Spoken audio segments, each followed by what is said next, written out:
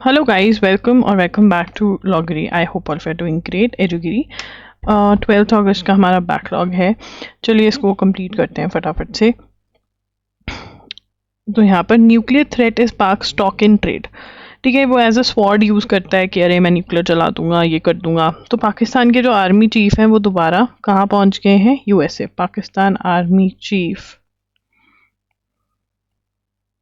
In US.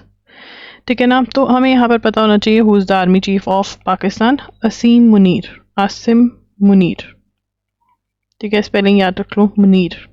ठीक है, नहीं है इसकी कोई तकदीर। ठीक है, तकदीर तो है ना, पीएम ना होकर भी पीएम वाली हरकतें करने को मिल रही हैं। The sharp response from the ministry came after field marshal Munir during his latest visit to US met leading members of US central command. और ये सब तो यूएस के साथ इनका वो बढ़िया वो चल रहा है।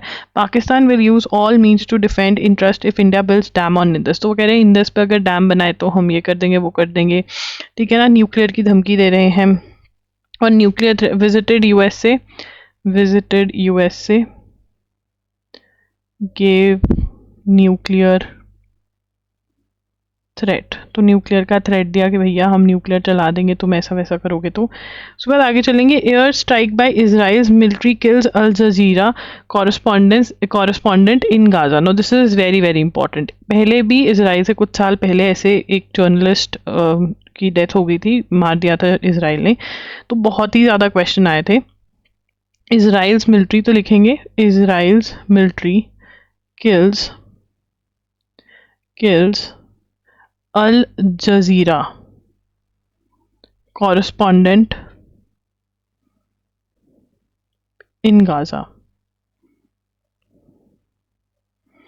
ठीक है, Israel's military targeted and killed Al Jazeera correspondent and others with an airstrike late on Sunday in Gaza after press Edwards said Israel's smear campaign stepped up with Anas al-Sharif cried in air over starvation in the territory.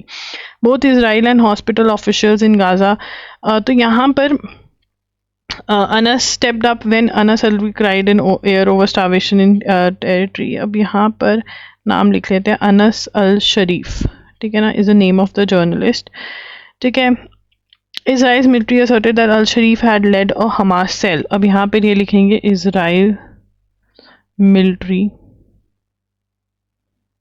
asserted that al-Sharif led a Hamas cell. तो al शरीफ ने Hamas का जो cell था उसको lead किया। ठीक है, an allegation that Al Jazeera and Al Sharif have dismissed as baseless. ठीक है ना।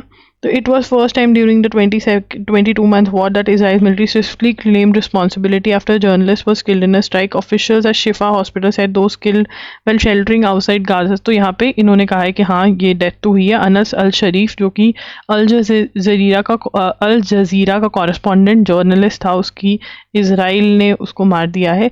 ठीक है ना, तो ये इंपॉर्टेंट है, ये क्वेश्चन बहुत ज़्यादा एग्जाम में पूछा जा सकता है। Opposition leaders March two election commission office seeking roll back of sir. तो सर के लिए ये लोग प्रोटेस्ट कर रहे हैं, ये हमें पता होना चाहिए कि सर के लिए बहुत ज़्यादा प्रोटेस्ट हो रहा है। तो क्या हो रहा है? सर के लिए प्रोटेस्ट हो रहा है। किसके लिए प्रोटेस्ट हो रहा है? सर के लिए प्रोटेस्ट हो रहा है। ठीक है, अब आगे चलेंगे। फेसिंग बैकलैश, यहाँ पे facing backlash Punjab government withdraws land pooling policy, farmers opposition welcome move. तो यहाँ पर लिखेंगे Punjab government withdraws land pooling policy. ठीक है, लैंड पूलिंग पॉलिसी जो है वो विड्रॉ कर ली है पंजाब गवर्नमेंट ने। ठीक है, under the policy over 65,000 acres, under the policy 65,000 acres were to be acquired by the government. ठीक है, गवर्नमेंट ने एक्वायर करना था 65,000 एकर्स लैंड को, बट अब जो है विड्रॉ कर लिया ये। तो ये कह रहे थे चोरी कर रहे हैं फार्मर्स से ज़मीन, ऐसे नहीं कर सकते। प्रोटेस्ट हो रही थी इसके ऊपर। SC orders capture of stray dogs in Delhi says never let them back on the street. तो यहाँ पर सुप्रीम कोर्ट का ऑर्डर आया है। The supreme court on Monday directed the Delhi government and local bodies to immediately capture stray dogs, detain and in them in pounds created by National Capital Territory across an NCT। ठीक है, तो अब यहाँ पर जो animals का जो law है वो कहता है कि भाई ठीक है, तुम इनको स्टरलाइज कर दो, मतलब ये बच्चे आगे पैदा ना कर सके, इनकी पॉपुलेशन कंट्रोल में रहे, ठीक है ना, बट तुम इनको मतलब ऐसे हमेशा के लिए पाउंड नहीं कर सकते हो, ठीक है। तो अब देखते हैं क्या होता है, बट यहाँ ये जजमेंट आ गई है। 2 language policy to be applicable in 90% schools of Karnataka. तो यहाँ पर यू नीड टू नो कि जो नेप है, ठीक है ना, if you don't know what is NEP, it is the national education policy of India. तो नेशनल एजुकेशन पॉलिसी जो है, रिफॉर्म जो चेंजेस लेकर आने के लिए पॉलिसी लेकर आए हैं, तो ये पॉलिसी जो है ये 2020 की पॉलिसी है, ठीक है ना, 2020 में आया था। और ये क्या एम था कि रिफॉर्म्स लेकर आएंगे, चेंजेस लेकर आएंगे बेसिकली, ठीक है ना, रिफॉर्म्स चेंजेस लेकर आने की पॉलिसी थी। और इसके अंदर one of the policies 3 language policy. 3 language policy में ये क्या कह रहे हैं कि स्कूल के अंदर हम 3 लैंग्वेज 3 लैंग्वेज पॉलिसी में ये क्या कह रहे हैं कि 2 इंडियन लैंग्वेजेस पढ़ाएंगे, ठीक है ना, 2 इंडियन लैंग्वेजेस पढ़ाएंगे और एक जो है फॉरेन लैंग्वेज पढ़ाएंगे, ठीक है ना, एक जो है फॉरेन लैंग्वेज पढ़ाएंगे, फॉरेन लैंग्वेज, ठीक है ना। अब कर्नाटका और एक और स्टेट तमिलनाडु ये कह रहे हैं कि हम 2 लैंग्वेज पॉलिसी फॉलो करेंगे, ठीक है ना, ये क्या कह रहे हैं कि हम 2 लैंग्वेज पॉलिसी करेंगे। तो लिखते हैं 2 language policy proposed by Karnataka State Education Policy।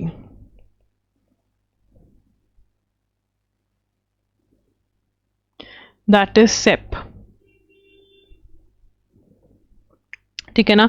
Karnataka state education policy जो है वो क्या कह रहे हैं कि हम क्या फॉलो करेंगे, 2 लैंग्वेज पॉलिसी फॉलो करेंगे। 2 लैंग्वेज पॉलिसी में वो क्या कह रहे हैं कि हम जो है, ठीक है, कन्नड़ और इंग्लिश ही पढ़ाएंगे। हम क्या पढ़ाएंगे, Kannada and English.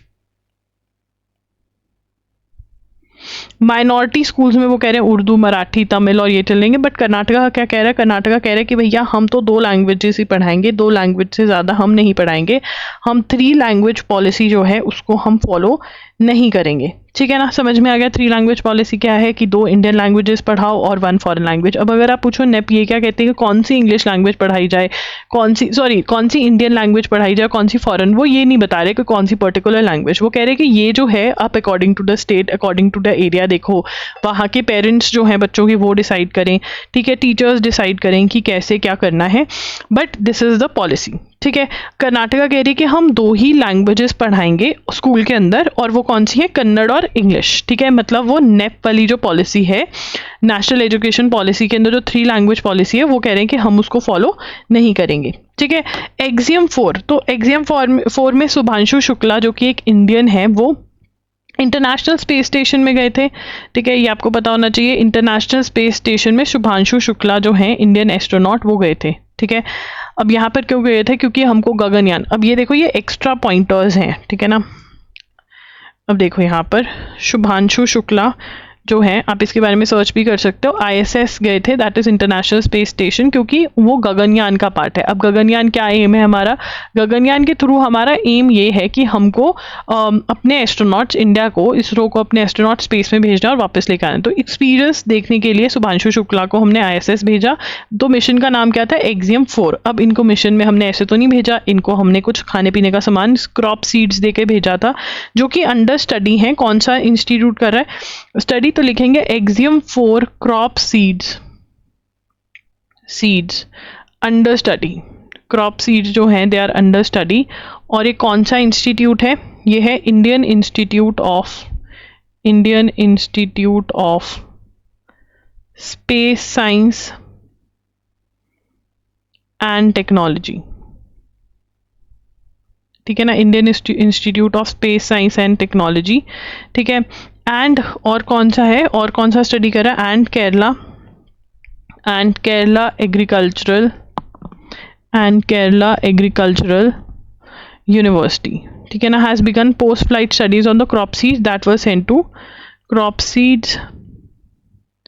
sent to international space station on EXAM-4 mission? देखो यार, जो भी एग्ज़ाम आप दे रहे हो, B it any exam happening in December, B it any exam happening in 2026, आपको जुलाई की न्यूज़ कवर करनी पड़ेगी। और जुलाई के अंदर शुभांशु शुक्ला वाला सारा कवर किया हुआ है, तो जाओ जुलाई की न्यूज़ कवर करो, ठीक है ना। गगनयान के बारे में भी बात किया मैंने, ठीक है, आपको कवर करनी पड़ेगी न्यूज़, शॉर्टकट नहीं चलने वाला। Using a portion of seeds, IIST space biology lab which is leading the crop seeds on ISS project has launched germination studies under lab conditions, but most of the 4,000 plus seeds have been transferred to KU's college of agriculture at वेने here for field studies. तो ये सब चीज़ें कर रहे हैं, ठीक है ना। तो ये हमें पता होना चाहिए कहाँ पर हो रही है। उसके बाद the downsides of ethanol use when compare to petrol are well known. अब यहाँ पर हम E20 डिस्कस कर चुके हैं। E20 क्या है कि पेट्रोल में इथेनॉल मिक्स हो रहा है, 20% पेट्रोल में क्या हो रहा है, इथेनॉल मिक्स। क्यों भाई, इसका फ़ायदा क्या है? देखो, सबसे पहले हम पेट्रोल कहाँ से लेके आते हैं, बाहर से, ठीक है। अब हम रशिया से ऑयल ले रहे हैं, ईरान से ऑयल ले रहे हैं, US से कह रहा है भैया तुम मत लो, तो अगर हम 20% इथेनॉल ले रहे हैं तो भाई इतना तो फ़ायदा हो रहा है, इतना पैसा इनको हम दे रहे हैं। दूसरा, ये जो है इन्वायरमेंट फ्रेंडली है, ठीक है ना।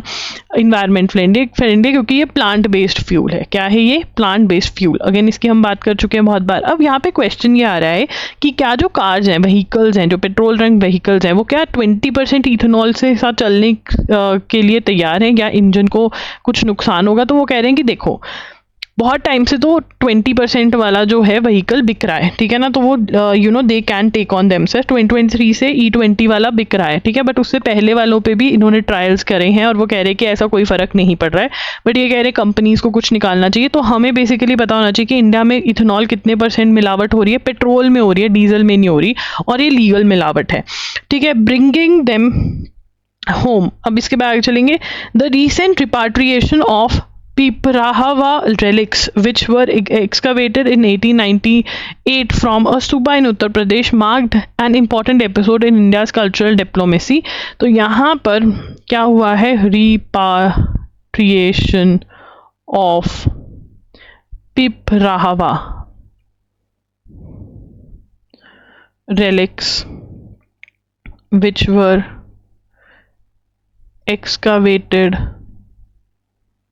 in 1898 from a stupa in Uttar Pradesh, marked an important episode in India's cultural diplomacy efforts, considered to be physical remains associated with Lord Buddha's.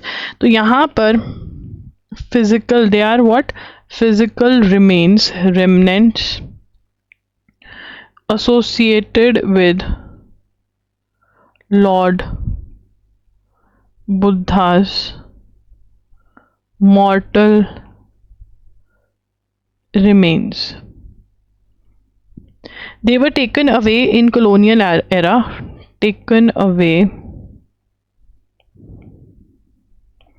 They were, लिखेंगे, they were taken away in colonial era and resurfaced for auction in Hong Kong. तो Hong Kong में पता चला इनकी auction हो रही है, इनको कॉलोनियल एरा में ले गए थे। At that point Indian government intervene to halt the auction. Halt का मतलब होता है स्टॉप। उन्होंने इंटरवीन किया और रुकवाई। These artifacts now reside in, ठीक है ना, these artifacts are now in national museum. ये नेशनल म्यूजियम में पड़े हैं, तो जो भी देखना चाहता है वो देख सकता है। मतलब ये कहाँ पे चले गए थे, ठीक है, ये हांगकांग चले गए थे कॉलोनियल एरा के टाइम पे। The Godrej industry groups ability to acquire the relics through a negotiated arrangement. तो यहाँ पे गॉडरेज इंडस्ट्रीज ने भी बहुत हेल्प करी। Godrej industries group ability to acquire relics through a negotiated arrangement. तो इन्होंने रिपाट्रिएशन मतलब वापस लेकर आना किसी चीज़ को इंडिया, वो पॉसिबल करवाई। तो this is again very very important, यहाँ से क्वेश्चन आ सकता है। The Makkalai Thedi Maruthuvam medicine of at peoples doorstep scheme, तो ये कहाँ की स्कीम थी? तमिलनाडु की। और ऐसी स्कीम गृह आरोग्य स्कीम जो है वो 2024 में कर्नाटका में भी लॉन्च हुई थी, बट वो कह रहे हैं कितनी ये हेल्पफुल है, क्या है, और इसका एम क्या है? Deliver health care at door step for person with non communicable diseases. ठीक है, तो यहाँ पे मक्का लाई, तो किसी ने पूछा भैया मक्का लाए हो, ठीक है ना, थेड़ी नहीं लाई तेरी, तो मारुथुवम, अब मैं तुझे मारूं या छोड़ूं, ठीक है। तो ये क्या है, इसका ट्रांसलेशन क्या है? Medicine at peoples doorstep, ठीक है ना। अब स्कीम कब इंट्रोड्यूस हुई? डोर स्टेप, ठीक है। स्कीम इंट्रोड्यूस्ड इन कर्नाटका, इन तमिलनाडु इन 2021, ठीक है। और ऐसी ही स्कीम गृह आरोग्य स्कीम, ये भी सेम है, ठीक है ना। ये 2024 में आई और ये कहाँ पे है? कर्नाटका में। दोनों का एम क्या था? Aim to deliver health care at doorsteps for persons with non-communicable diseases.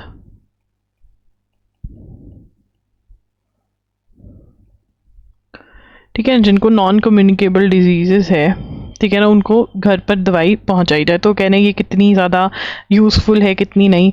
उसके बाद यहाँ पर जो हमें पता होना चाहिए वो पता होना चाहिए नेशनल रूरल हेल्थ मिशन। इसकी फुल फॉर्म, इसकी शॉर्ट फॉर्म क्या है? NRHM। और NRHM कब लॉन्च हुई थी? Launched in 2005। कब लॉन्च हुई? 2005 में, 2005 में। The recent inauguration of Chenab railway bridge by prime minister Narendra Modi is emblematic of India's new politics of imaginary, hailed as the world's highest rail arc bridge। ठीक है ना, तो चेनाब रेलवे ब्रिज जो है, what is it?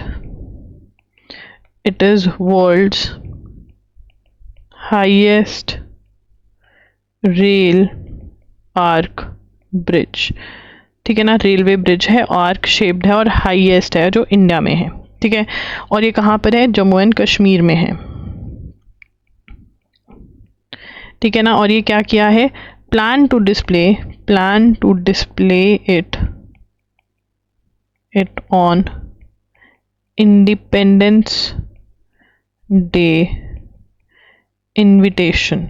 तो जो इंडिपेंडेंस डे के invitation जाएंगे वहाँ पर ये ब्रिज जो है वो दिखेंगे, तो ये बहुत ही बड़ी बात है, ठीक है ना। उसके बाद आगे चलेंगे। On August 8 supreme court admitted an appeal filed by Alphabet the parent company of Google against judgment of NCLAT। The tribunal had earlier upheld at least in part the Competition Commission of India's finding that Google had abused its dominant position in Android ecosystem। तो यहाँ पर जज case related to Google misusing its position with regard to Android ecosystem, ठीक है ना। तो मतलब वो किसी और को उभर के नहीं आने दे रहा है, ठीक है। सर्च वगैरह में यही सबसे आगे है। तो यहाँ पर सुप्रीम कोर्ट ने सुप्रीम कोर्ट एडमिटेड अपील, मतलब चैलेंजिंग द प्रीवियस ऑर्डर। और ये प्रीवियस ऑर्डर किसने दिया था? ये प्रीवियस ऑर्डर, ठीक है ना, ऑर्डर बाय या जजमेंट, सॉरी ऑर्डर नहीं, जजमेंट लिखना था, judgment by national company law appellate tribunal, that is NCLAT, ठीक है। The tribunal had earlier upheld at least in part competition commissions, ठीक है ना। तो ये किससे रिलेटेड है? Findings that Google had abused its dominant position in the Android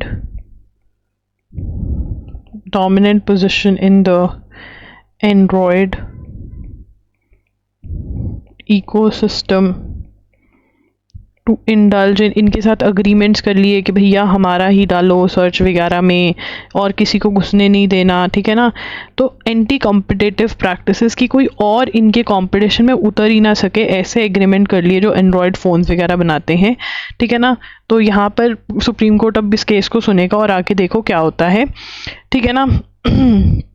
तो यहाँ पर अल्फ़ाबेट जो है कंपनी, उन्होंने किया ये engage in multiple anti competitive, chief among them was the mandatory use of, ठीक है ना, ठीक है। और एलिगेशन क्या है? Mandatory use of Google play billing systems, और ये उसके ऊपर बहुत मोटा जो है खाते हैं, मतलब for in app purchase on play store. अगर आप प्ले स्टोर पे कुछ भी, प्ले स्टोर के थ्रू यूज़ करते हुए आप कुछ भी खरीदते हो, तो एक मोटा परसेंटेज ऑफ पैसा जो है वो गूगल रखता है और किसी और सिस्टम को ये आने नहीं देते। तो ये भी चैलेंज हुआ था। तो देखते हैं अब आगे क्या होता है।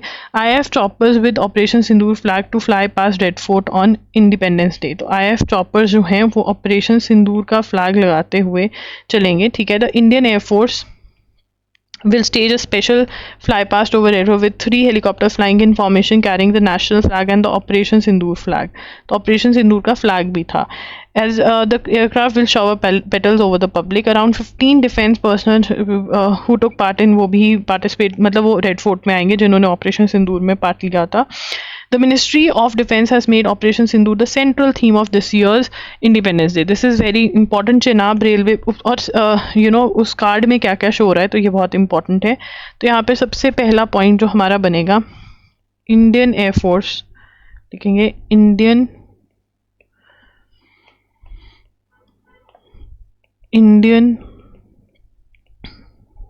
Air Force to fly past over Red Fort with Independence with Operation Sindoor flag.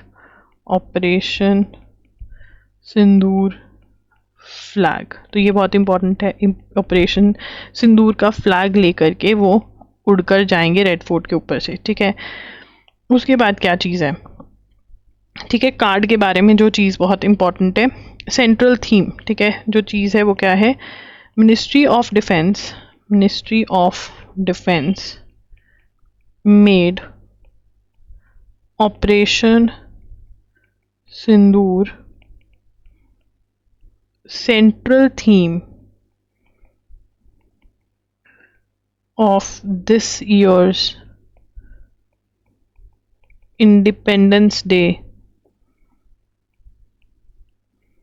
invitations, ठीक है ना। ऑपरेशन सिंदूर को सेंट्रल थीम बनाया है इंडिपेंडेंस डे के इनविटेशंस का, किसी और चीज़ का नहीं, इनविटेशंस का। थर्ड चीज़, ठीक है, कार्ड में और क्या क्या है, तो ये तो हमारा कार्ड की बात हो रही है। कार्ड में और क्या क्या है, पहली चीज़, card features operations name, card features operations name and Chenab railway bridge sketch replacing Central Vista image. तो सेंट्रल विस्टा की इमेज थी पिछली बारी, ठीक है ना। अब इस बार क्या है, चेनाब रेलवे ब्रिज का स्केच है, ऑपरेशन का नाम है। Recently inaugurated the prime minister the bridge valley, ठीक है, ये हम कर चुके हैं कि वो हाईएस्ट ब्रिज है, आर्क ब्रिज है। फिलीपींस विल वो कह रहे हैं कि अगर चाइना की ताइवान के साथ लड़ाई लग जाती है तो फिलीपींस कह रहे हैं भैया मुझे तो बीच में कूदना पड़ेगा क्योंकि मुझे ताइवान को प्रोटेक्ट करना है, ठीक है। National Guard to be deployed to tackle crime in Washington. US president Donald Trump on Monday said we will employ military. अब यार ये देखो, हमारे यहाँ पर फ्लड आ जाए, कुछ भी आ जाए, हमारे यहाँ तो मिलिट्री को ऐसे ही बुला लेते हैं फ्री फंड में कि चलो ठीक है करो काम, है ना। बट यूएसए में ऐसा नहीं है, आप मिलिट्री ऐसे नहीं बुला सकते हो फ्री फंड में, आपको कोई रीज़न चाहिए।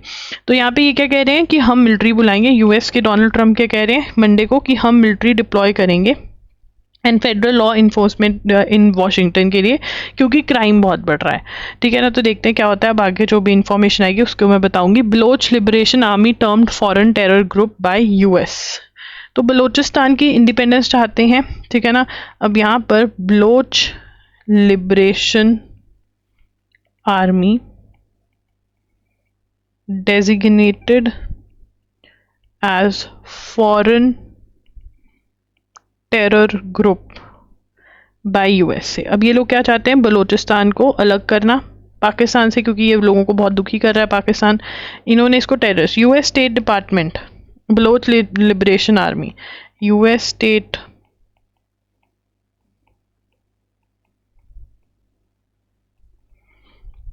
ठीक है ना। Pakistan forces have for almost 2 decades for an तो लड़ रहे हैं। वो कह रहे हैं कि भैया हम मिनरल्स रिच हैं, फिर भी हमारे ऊपर ध्यान नहीं दिया जाता, ठीक है ना। हमारा लैंड तो चाइना को दे ही जा रहे हो। Australia will recognise Palestinian state at UNGA. Australia क्या कह रहा है, Australia will recognise Palestinian state at UN general assembly. ठीक है ना, यूएन जनरल असेंबली पे पैलेस्टीनियन स्टेट को रिकॉग्नाइज करेगी कौन, ऑस्ट्रेलिया। ठीक है ना, तो हमें पता होना चाहिए कि ब्रिटेन भी कह रहा है मैं रिकॉग्नाइज करूँगा, फ्रांस भी कह रहा है, और उसी एक में और एक और नाम याद हो गया, वो है ऑस्ट्रेलिया। ठीक है, अब आगे चलेंगे। Colombia presidential candidate dies after shooting at a June rally. ठीक है, कोलंबिया में Colombian president candidate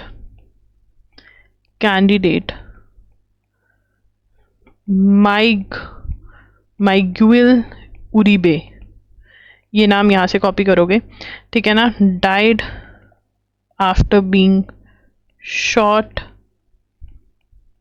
at campaign rally. तो वो कैंपेन रैली निकाल रहे थे, उनको शॉट कर दिया गया। कोलंबिया में प्रेसिडेंट के कैंडिडेट थे, उनके साथ ये हुआ।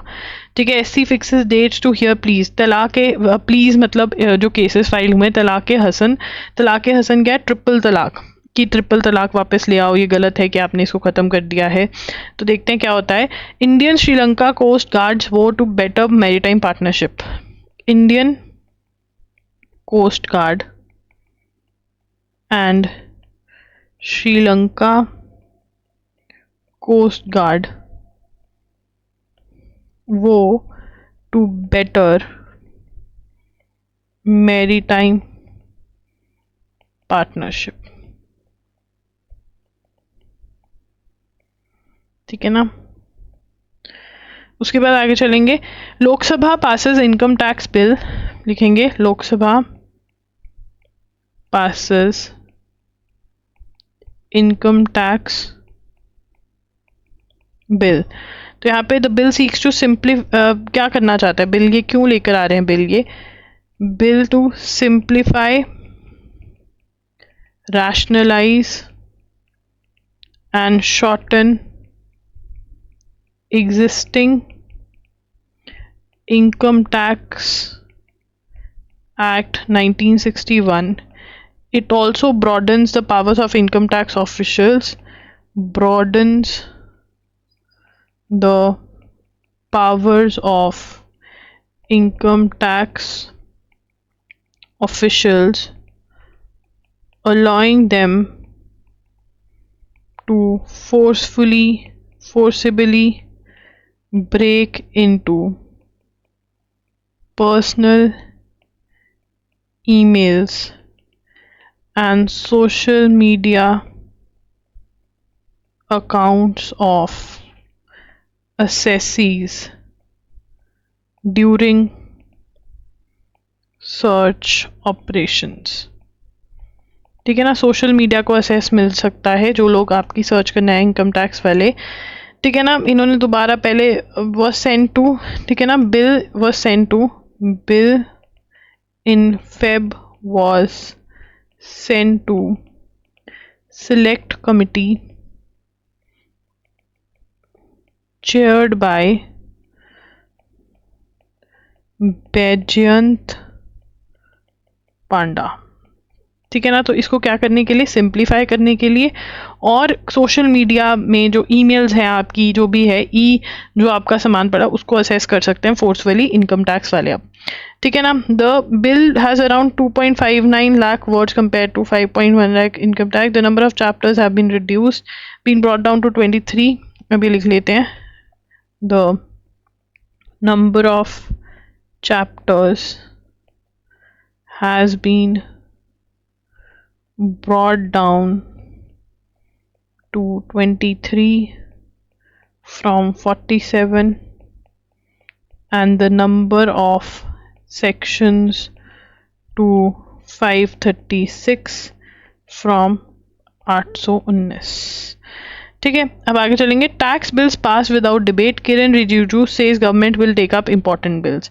तो अब यहाँ पे प्रोटेस्ट पे बैठे ऑपोजिशन वाले ये बिल्स पास कर रहे हैं। तो हमने पढ़ा कि इनकम टैक्स बिल पास कर दिया है, ठीक है ना। उसके बाद और कौन सा बिल पास किया है इन्होंने, बिल पास किया है